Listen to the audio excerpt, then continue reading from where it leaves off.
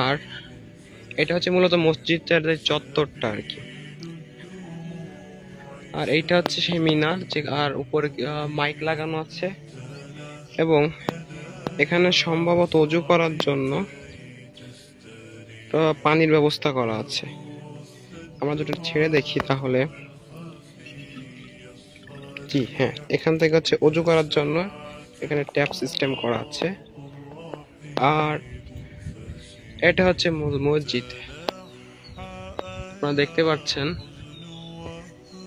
হচ্ছে মসজিদের গেট। তবে মসজিদটা মনে হয় এখন বন্ধ আছে। হ্যাঁ, বন্ধ আছে, দেখছি আমরা সবাই তালা দেওয়া। আসলে আমরা যে সময়টা এসেছি এখানে, সে সময় এখানে সকল কার্যক্রম আপাতত বন্ধ আছে। পাশে এক সুন্দর একটা গার্ডেন আছে দেখতে পাচ্ছি আমরা। এটা মূলত মসজিদ চত্বরের মধ্যে নম্বর গেট বা মূল, ওটা 1 নম্বর গেট বা মূল গেট, যেটা কথা বলছিলাম। আর এই সোজা হচ্ছে একেবারে বরাবর সোজা চলে গেলেই বঙ্গবন্ধু সমাধিটা আমরা দেখতে পাবো।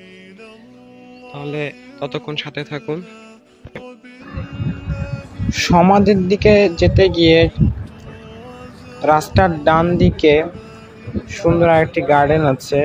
আসলে একটা অসাধারণ একটা সুন্দর গার্ডেন, অনেক রকম গাছ লাগানো আছে, সাথে অনেক রকম ডিজাইন করা আছে গাছগুলোতে।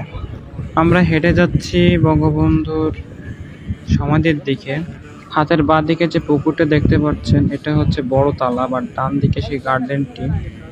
তো আমরা সোজা হেঁটে যাচ্ছি। খুলনা থেকে আমরা রওনা দিয়েছিলাম ভোর 4টায়, আর আমাদের এখানে